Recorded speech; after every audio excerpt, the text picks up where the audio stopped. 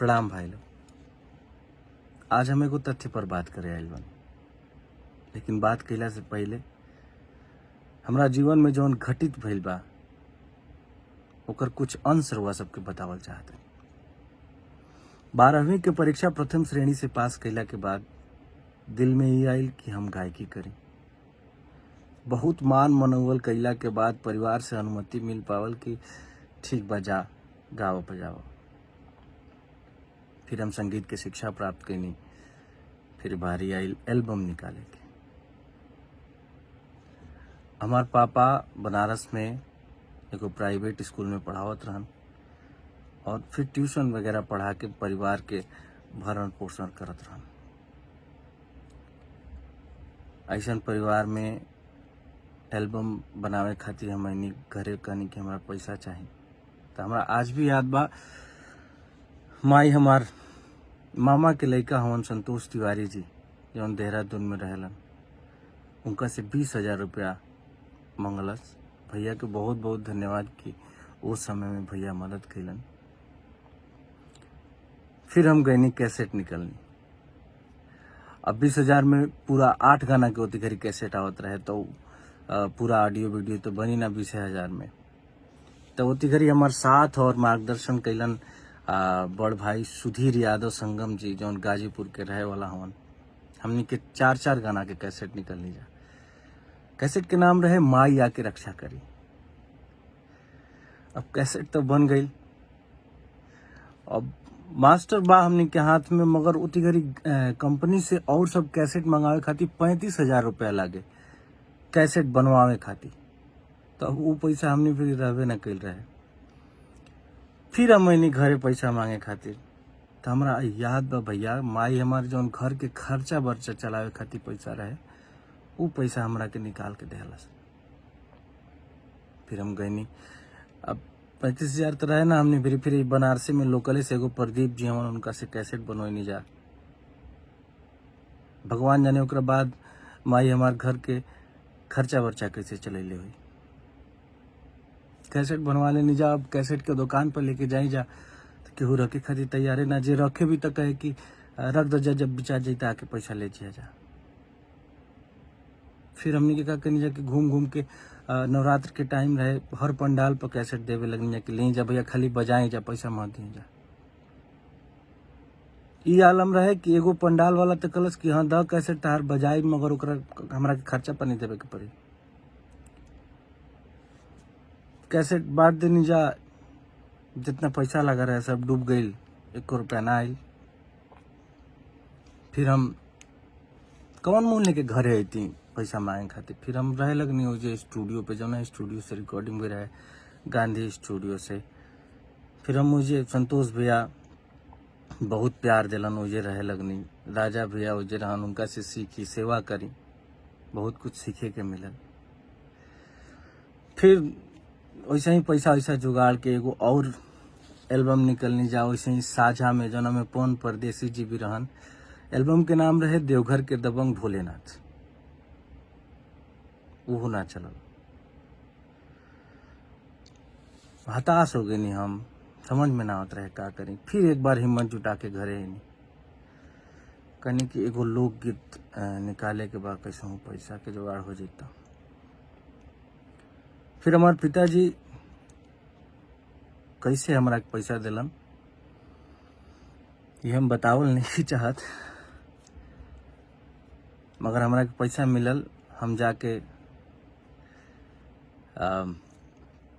Album बनैनी, मन माने ना। ऑडियो तो बन गई, लेकिन वीडियो बनावे के पैसा ना रहे।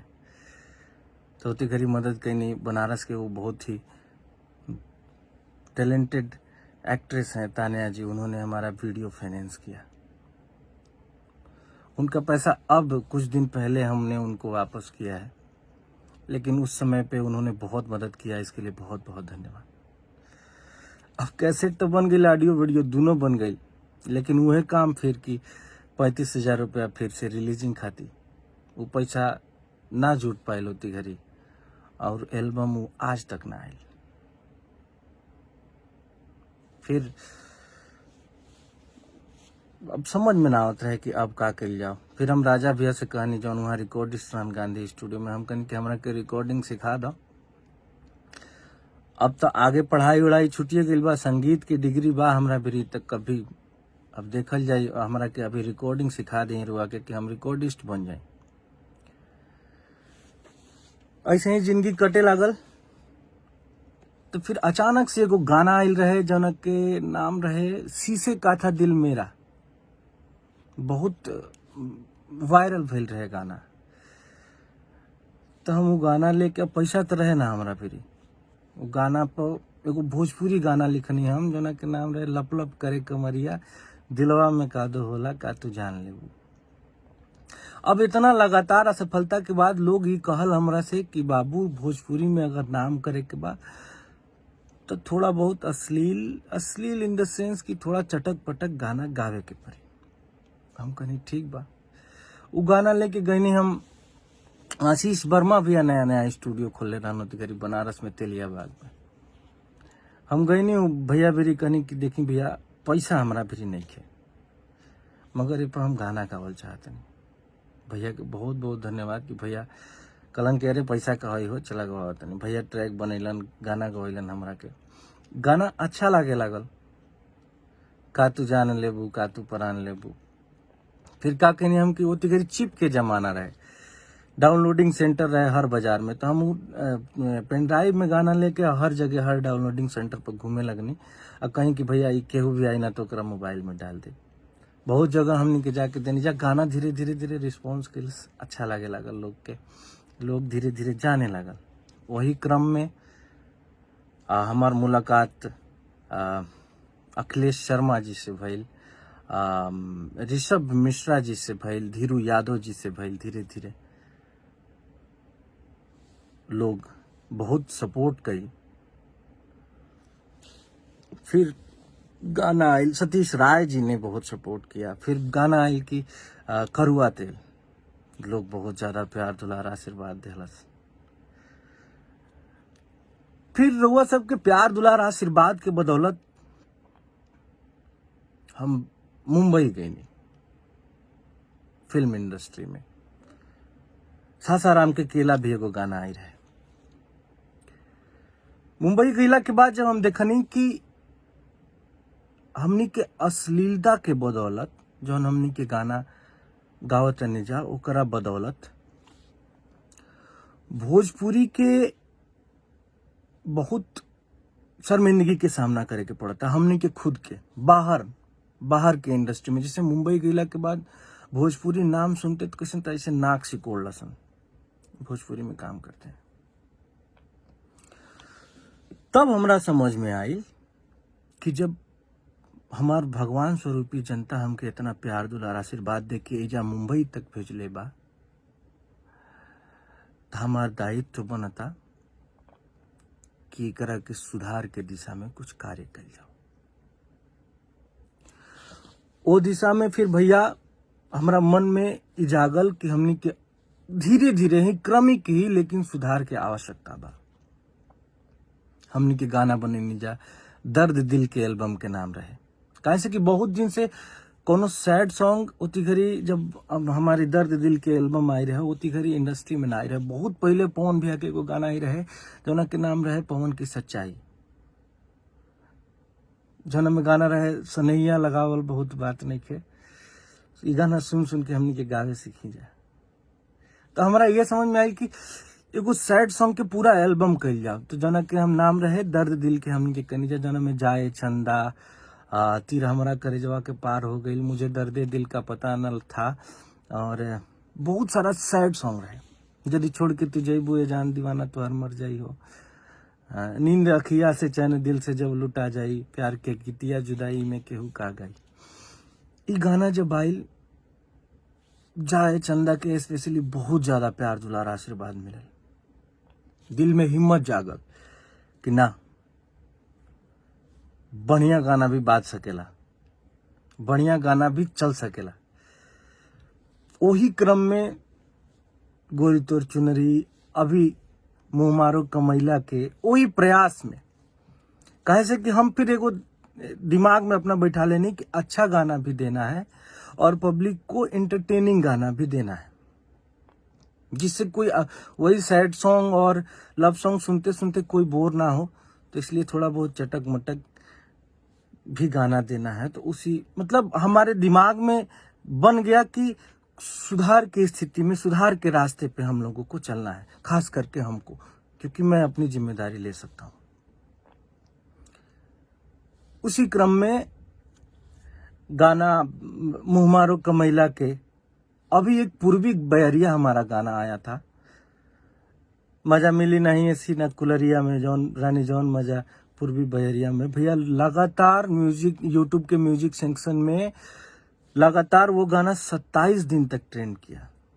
ये प्रमाण है इस बात का कि धीरे धीरे ही सही हम लोग अपने प्रयास में सफल हो रहे हैं।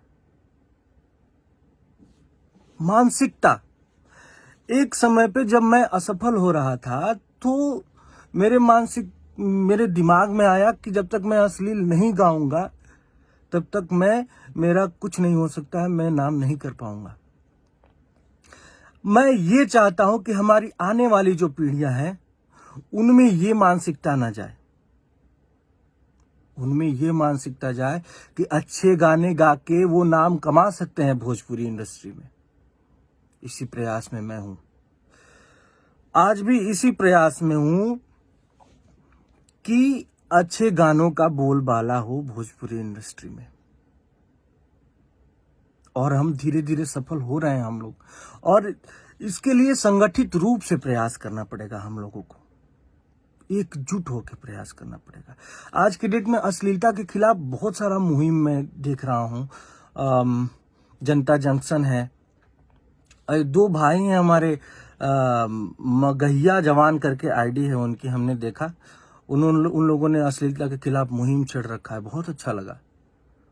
उन भाइयों ने हमारे ऊपर भी वीडियो बनाए हैं, हमारे पुराने गानों को लेके हमें कुछ अपशब्द भी कहे हैं, लेकिन हमें बुरा नहीं लगा, क्योंकि अगर अच्छाई का श्रेय हम लेते हैं तो बुराई की भी जिम्मेदारी हमें लेनी ही पड़ेगी। लेकिन उन भाइयों से ना इतनी सी थोड़ा दुख लग गया कि वो हमारे पुराने गानों को उठा के हमें अपशब्द तो कह दिए, लेकिन फिर उसके बाद हमारा लक्ष्य नहीं देखे, किस सोच को लेके हम आगे बढ़ रहे हैं, इस बात को वो समझ नहीं पाए। शायद उनकी इतनी समझ नहीं है। फिर भी मैं अपने भाइयों से, और जो भी अश्लीलता के खिलाफ एक मुहिम छेड़े हुए हैं, उन सभी भाइयों से मैं हाथ जोड़ के एक निवेदन करना चाहूंगा कि अगर आप भोजपुरी के अश्लील गानों के ऊपर वीडियो बनाते हैं,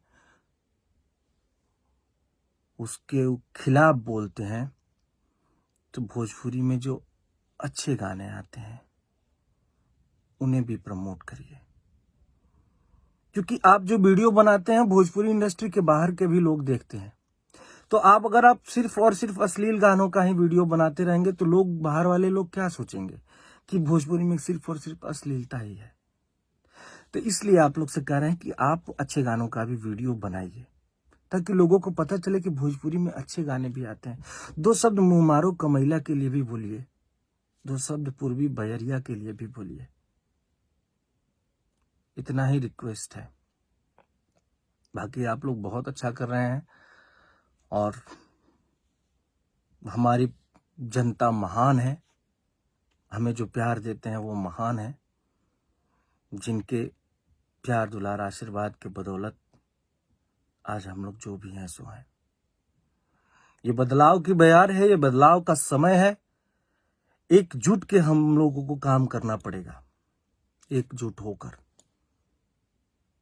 और आप लोग को मैं बता दूं कि भोजपुरी इंडस्ट्री से बड़ा कोई इंडस्ट्री नहीं है। नियर अबाउट 38 to 40 करोड़ हम लोगों का पॉपुलेशन है। हम लोग अगर चाह जाएं तो हम लोगों की इंडस्ट्री, हम लोग इसलिए थोड़ी हमारी इंडस्ट्री पीछे है क्योंकि कुछ लोग जो उत्तर प्रदेश और बिहार और झारखंड में रहते हैं, वही लोग उनसे पूछेंगे तो बोलेंगे कि मैं भोजपुरी नहीं सुनता हूं। इसमें दोष हम लोगों का भी है। लेकिन दोष किसका दिया जाए? मैं अपने जो लोकतंत्र का चौथा स्तंभ होता है मीडिया को, मैं और जो भी भाई ऐसे वीडियो बना रहे हैं उन लोगों से ये रिक्वेस्ट करना चाहूंगा कि जो अच्छे गाने आ रहे हैं उनको सभी लोगों तक पहुंचाएं, ताकि लोगों को पता चले कि भोजपुरी में अच्छे गाने भी आ रहे हैं। हमारे लोग जिस दिन सारे लोग भोजपुरी से जुड़ गए, भोजपुरी से बड़ी इंडस्ट्री किसी के पास नहीं होगी। जितने भी रीजनल लैंग्वेजेस हैं अपने इंडिया में, सबसे ज्यादा पॉपुलेशन हम लोगों की है।